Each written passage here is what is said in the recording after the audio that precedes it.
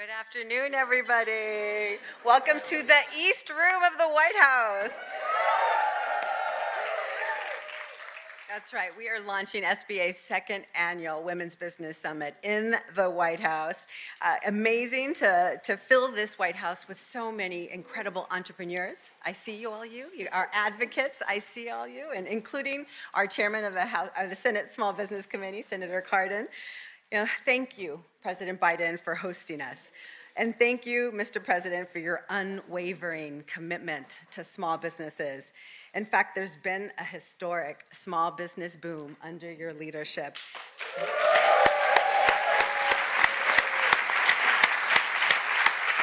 And that's because from day one, President Biden has been a champion for American entrepreneurs, from the smallest of the small, initially left out of COVID relief, who reopened and thrived thanks to his American Rescue Plan, to the inventors, manufacturers, supply chain companies, and contractors seeing growth opportunities thanks to his historic investments in American infrastructure and clean energy, and to our Main Street job creators who are benefiting from legislation that lowers the costs of healthcare and prescription drugs for their workers.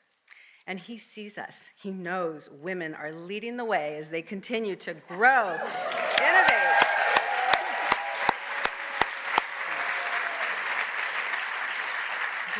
innovate, compete, and lift up neighborhoods and communities across the nation.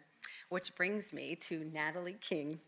Natalie is the founder and CEO of Dunamis Clean Energy Partners, a multi-million-dollar manufacturing company with over 135 workers throughout Southeast Michigan.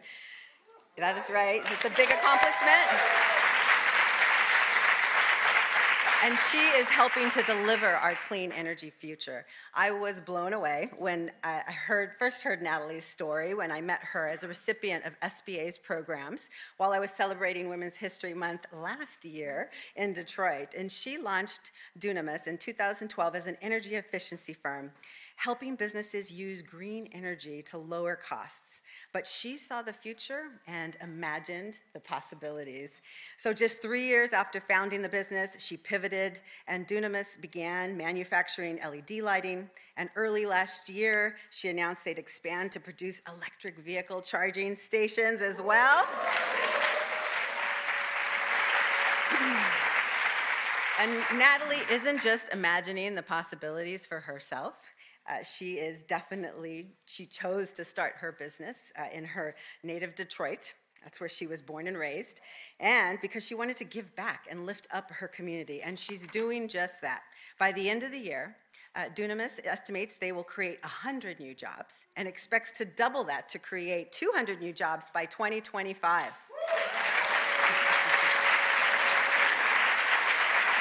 And that's what happens when women lead. So everyone, welcome one of the entrepreneurial faces of the clean energy economy, Natalie King.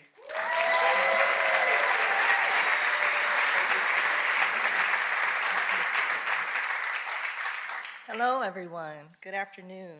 Administrator Guzman, thank you so much for that beautiful introduction and for having me at the second annual SBA Women's Business Summit. Again, my name is Natalie King, and I am the founder and CEO of Dunamis Clean Energy Partners and Dunamis Charge, which is an electric vehicle charging manufacturing company located right in the heart of the city of Detroit. And we are the first African-American woman-owned electric vehicle charger manufacturer in this world.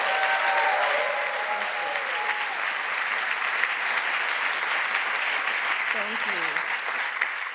We currently employ over 135 workers, and we are on track to manufacture over 400,000 chargers by 2025, adding more than 150 good-paying jobs, including charger technicians, material handlers, engineers, and much, much more. I started Dunamis in 2012, and because I believe that clean energy technology gives entrepreneurs a true opportunity to do good for our communities while being good at what we do. Our success would not have been possible without the support that we received, really critical support that we received, especially during COVID from the U.S. Small Business Administration, and it made it possible for us to maintain our workforce during the pandemic. And as a result of President Biden's strong commitment to supporting small businesses and his investments in clean energy and manufacturing, we are growing, we are innovating, and we are optimistic about our future. The president often asks, where is it written that America can't lead the world in manufacturing? Well, as a native Detroiter, hailing from the automotive capital of the world and the CEO of a manufacturing business, I can say confidently, Mr. President, it is not written anywhere.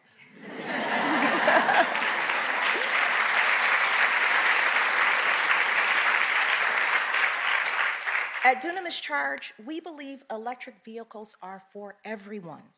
And I'm proud to say that this country has a president that holds the same belief and who fights for small businesses that look like mine. So with that, it is my great honor and privilege to introduce to you the President of the United States, Mr. President Joe Biden.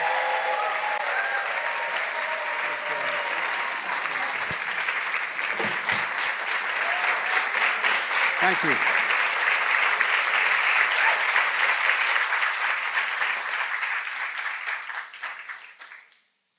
My name is Joe Biden.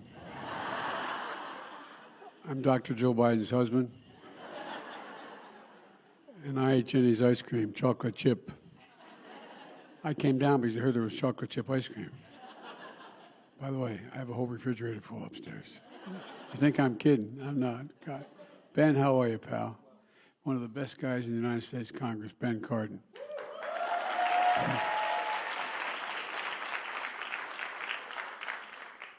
Folks, welcome to the White House. It's a delight to have you all here. And who are those good-looking kids back there? They're your kids, all four of them? Well, stand up, guys.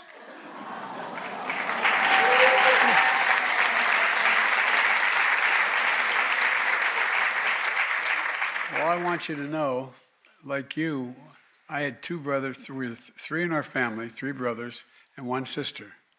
And my sister is smarter than all of us. Not a joke. She used to be 3 years younger than me. Now she's 23 years younger than me. Yeah. She managed every one of my campaigns for office, even back when I was in high school. We went to the same university 2 years apart. She graduated with honors. I graduated. And we had a simple rule in the family. Listen to Val. My sister Valerie is incredible. So guys, be nice to your sister. You're going to need her. You're going to need her. I promise. It's the same lineup. You're the oldest. Who's number two? Number two? Who's number three? You twins? Are you guys twins? Okay. All right. This how it was in our outfit. Well, I'm so glad to see you all. Thanks for coming with Mom, okay? You got to take care of your mom. Dads are much harder to raise, but, you know. Before I begin to speak, the reason I spend a little time in the kids, I just want to speak very briefly about the school shooting in Nashville, Tennessee. You know, Ben and I have been doing this our whole careers, it seems. And it's just, it's sick. You know, we're still gathering the facts of what happened and why. And we do know that as of now, there are a number of people who did not make it, including children. And it's heartbreaking, a family's worst nightmare. And I want to commend the police who responded incredibly swiftly, within minutes, and the danger. We're monitoring the situation really closely, Ben, as you know. And we have to do more to stop gun violence. It's ripping our communities apart, ripping the soul of this nation, ripping at the very soul of the nation. And we have to do more to protect our schools so they aren't turned into prisons. You know, the shooter in this situation reportedly had 2 assault weapons and a pistol, 2 AK-47. So I call on Congress again to pass my assault weapons ban. It's about time that we began to make some more progress. But there's more to learn. But I just wanted to send my concern and hearts out to so many parents out there. I've been to so many of these sites, as Ben knows, by virtually every one. And one of the things you folks should, I know you do know, but you should focus on. You know, just like when in the military, when my son was in Iraq for a year, other places, there's so many members of the military coming back with post-traumatic stress after witnessing the violence and participating in it. Well, these children, these teachers, they should be focusing on their mental health as well. And so I'm grateful anyway. Sorry to start off that way, but I couldn't begin without acknowledging what happened. And now I'm grateful that all of you are joining us here today. Natalie, thank you for that introduction and for doing such an amazing thing in Detroit. Detroit, making charges for electric vehicles in the Motor City, keeping going during the pandemic. And I wanted to welcome your son, Diop. Where's Diop? Oh, there you are, pal. How are you? You got to be proud of your mom. You got to be proud of your mom. And thanks to folks like Natalie in cities and towns all across America, we're seeing pride coming back. You know, there's nothing that just sort of saps the pride of a city or a town when they lose a business, lose a significant employer. It just feels like you got your soul ripped out. But for so many people, you're bringing so many people back. You're bringing back business all across America, not just in the East and West Coast. So look, SBA Administrator Guzman, I want to thank you for everything you've done and for your team, too, supporting small businesses across America. We're also joined, as I said, by Senator Cardin, the chair of the powerful Small Business Committee, and literally, not figuratively, a true champion of businesses everywhere. And by the way, he's got more integrity in his little finger than most people have in their whole body. I mean,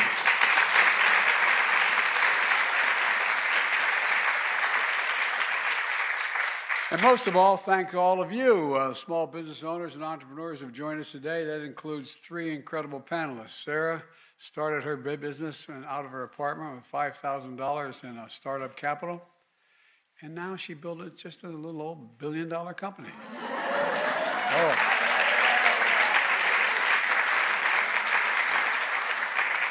As my mother would say, God love you, dear. Whoa. Guys, you're going to be okay.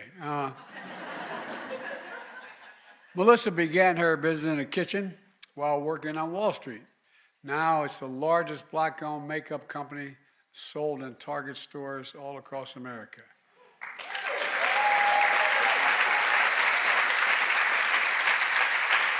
And Powell combined her business training with her lifelong passion for dance and created an exercise platform that has been used in 2,500 cities around the world. And by the way, you were here a couple months ago, performing with the dance company for Diwali celebration. You got it all, kid. You got it all. I'm not sure what's in the cards today about dancing. I'm not making any promises, but just know she can. And these women know what it takes to start a company out of nothing and build it into something that's consequential. You know, and they know how many women out there have the talent, the skills, and the commitment to start successful businesses if they only had the opportunity.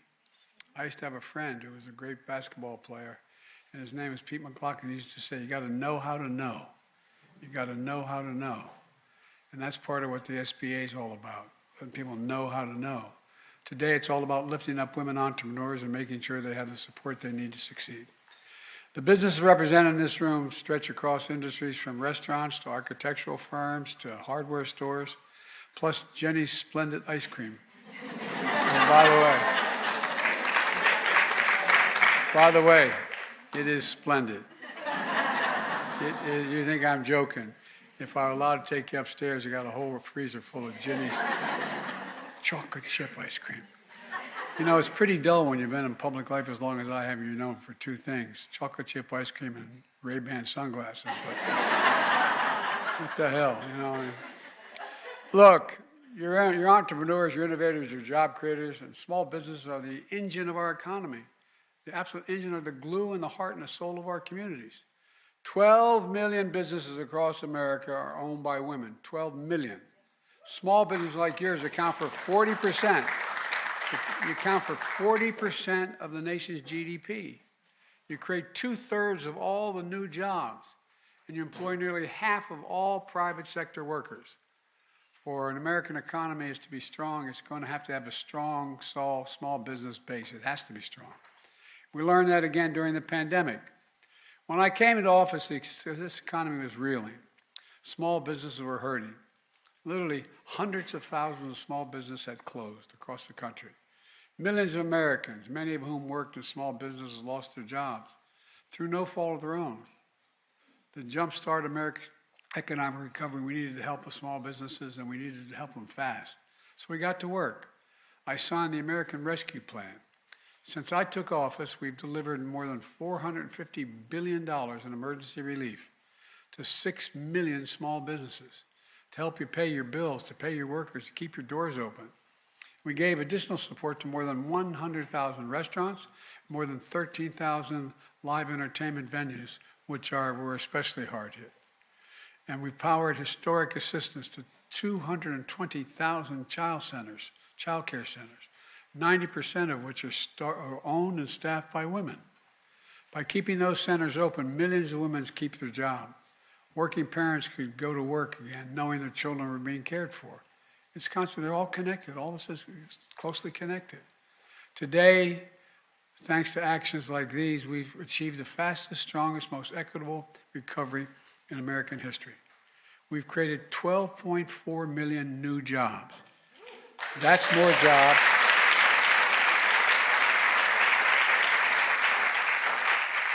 That's more jobs in 2 years than any president has created in a 4-year term. And a majority of those jobs are held by women. Unemployment is near a 50-year low, and record number of people have applied to start new businesses. Nearly 10,500,000 applications in the past 2 years. You know, as all of you know, every time someone moves to start a new business, it's an act of hope. It's an act of hope.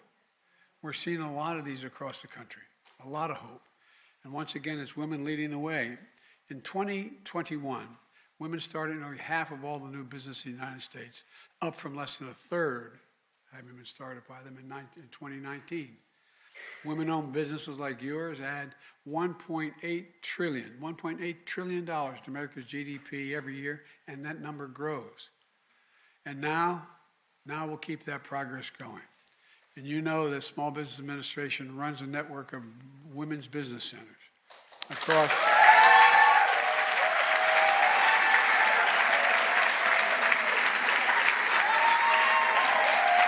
You got to know how to know. You got to know how to know across all 50 states, Washington, D.C., and Puerto Rico as well. These are places where women who want to start or grow a small business can get free business counseling, apply for an SBA loan, and compete for federal contracts. Today, I'm announcing that we're expanding the network of women's business centers to 160 centers nationwide, the largest number of all of American history.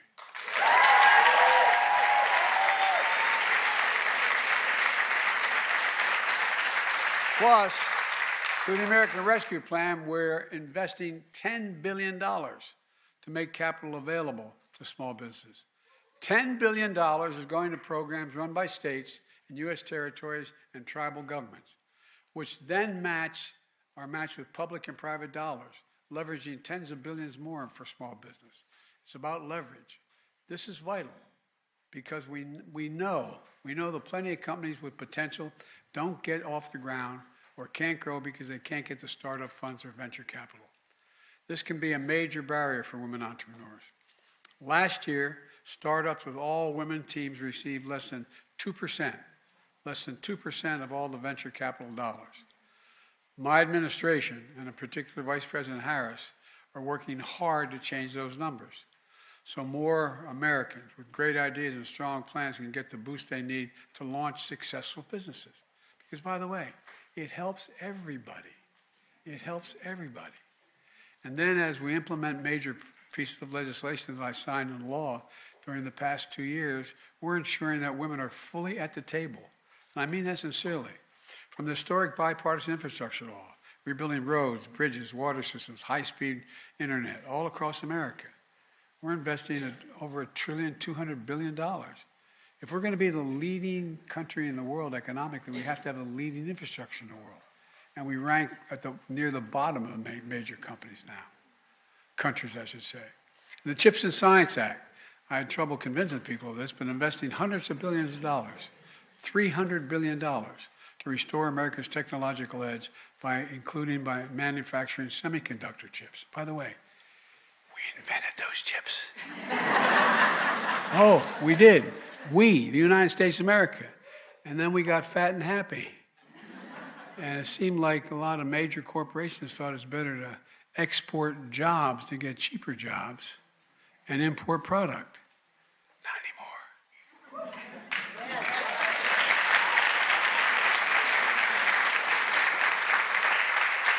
By the way, for the first time, firms receiving significant federal dollars will have to make sure the high-quality child care is available to their workers, so parents can keep their jobs and keep good jobs. You know, by the way, those so-called fabs where they build these computer chips, you know what the average salary is going to be in the fab? $130,000. And you don't need a college education. The Inflation Reduction Act, our country's biggest investment in climate ever, anywhere. Across all these laws, we're making sure that women have access to new jobs and new contracting opportunities in sectors where they've been historically underrepresented, from manufacturing to construction to clean energy. And by the way, I'm known as America's most pro-labor senator. Well, guess what? And then as president, well, guess what? They're, in fact, increasing the number of women who are in labor unions. It's got to be. Oh, no, you think I'm kidding? I'm not kidding. Women are more than 50% of the population, to state the obvious. We want to have the strongest economy in the world. We can't leave half the workforce behind. It's that simple. And when we make major investments like these, small businesses are going to benefit as well. Last year, I went up to Syracuse, New York, where I went to school.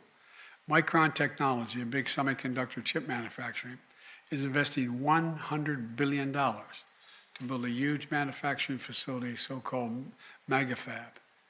Well, guess what? It's going to create 9,000 good-paying jobs. I met women there named Shawnee Davis. She studied at Syracuse University. Her dad introduced her to electrical work. He was an electrician. She joined the IBW, International Brotherhood of Electrical Workers, completed her apprenticeship, was the first black woman in the city to become a master electrician. Now she owns her own electrical business. And with Micron making this huge investment in central New York, thanks to the law we passed and pushed, that means more opportunity for her company and her workers. And here's what she said. She said, I'm a small business now, but I'm not planning to stay a small business. Well, all of you in this room know that kind of determination. That entrepreneurial drive is the heart of America's spirit. And we have to be unleashing it by helping more women entrepreneurs launch their businesses and achieve their dreams. Let me close with this. During Women's History Month, we recognize the history of women entrepreneurs in America. And it stretches back centuries.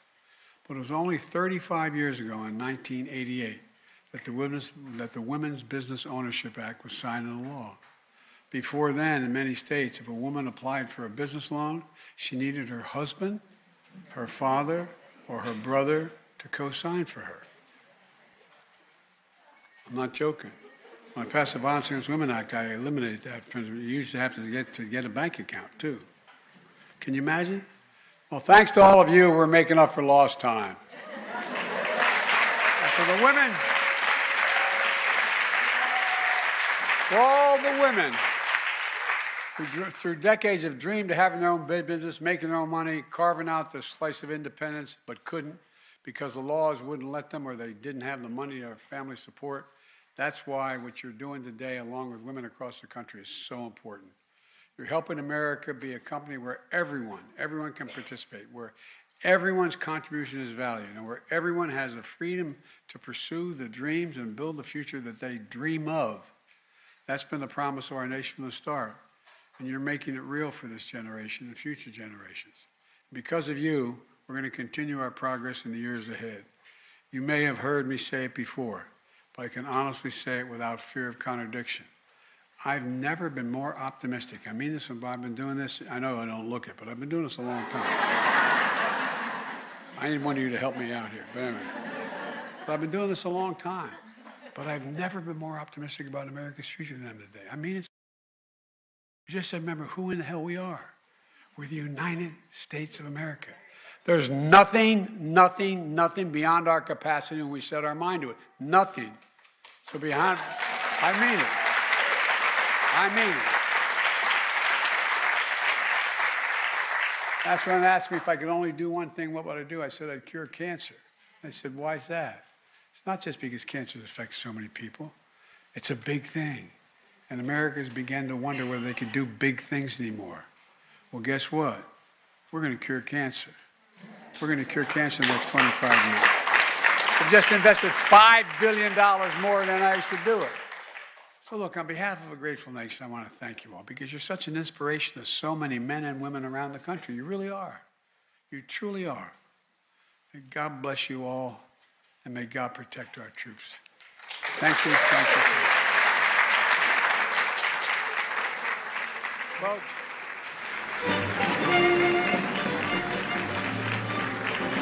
Okay, I've got to go. But I hope you have a good conference here, and I hope you have a good round table. And there's a little thing going on around the world.